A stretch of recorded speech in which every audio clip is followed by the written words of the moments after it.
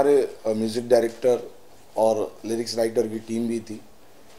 कहानी के एक एक पहलू को उन लोगों ने बड़ी बखूबी तरीके से सुना, अपने कुछ राय भी दिए। तो ये लगा कि हम लोगों की मेहनत सफल हुई और इस कहानी पे हम लोग पिछले 6 महीने से काम कर रहे हैं।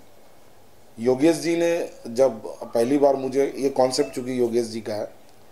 तो योगेश जी ने जब मुझे ये कॉन्सेप्ट नरेट किया था कि हम लोग इस सब्जेक्ट पे या इस कहानी पे हम लोग काम करेंगे, और उस कहानी को सुनने के बाद मुझे लगा कि कुछ तो है अच्छा करने का। और सबसे पहले मैं उनको धन्यवाद दूंगा कि उन्होंने मुझे इस काबिल समझा,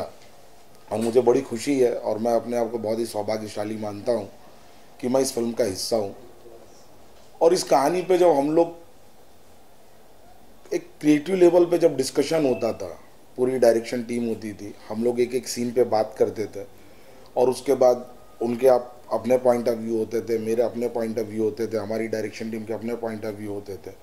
और उन सबका निचोड़ एक जो डायरेक्टर का विज़न होता था, और उसके बाद वो बताते थे कि नहीं, आप लोगों की सोच और मेरी सोच पे ये सीन निकल के आ रही है। तो वहाँ पर प्रश्न चिन्ह लगाना हम लोगों के लिए कोई ज़रूरत ही नहीं रहती थी।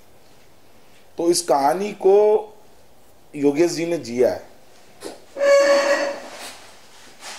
मनोज जी, आपको क्या लगता है या आप क्या बताएंगे कि जब खेसारी जी ने ये स्टोरी का पूरा नरेशन आज सुना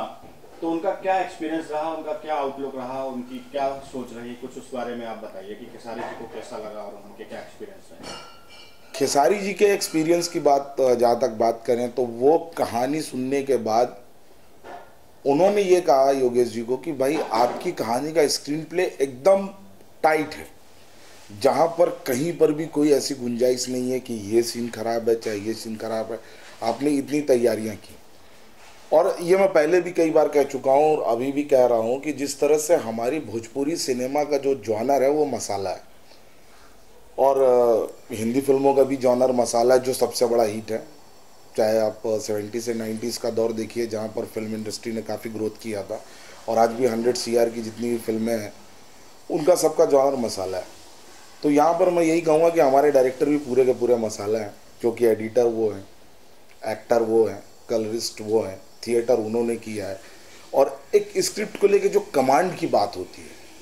तो वो जो सारा एक्सपीरियंस, वो जो सारा निचोड़ वो स्क्रिप्ट पे होता है। हम राइटर्स को जब कभी कोई कॉन्सेप्ट डेवलप करने को दिया जाता है तो ये हमारा एक सोच होती है, क्योंकि हम उस कॉन्सेप्ट में बंधे हुए होते हैं कि हमको यहाँ तक सोचना है या इस लाइन पे लिखना है ये। लेकिन यहाँ पर योगेश जी ने मुझे पूरी आज़ादी दी थी कि आपको जो सोचना है आप सोचिए, आप लिखिए, फिर मैं देखूंगा उसमें क्या होता है। और सर हम जानना चाहेंगे कि 2018 में क्या डायरेक्टर योगेश जी की ये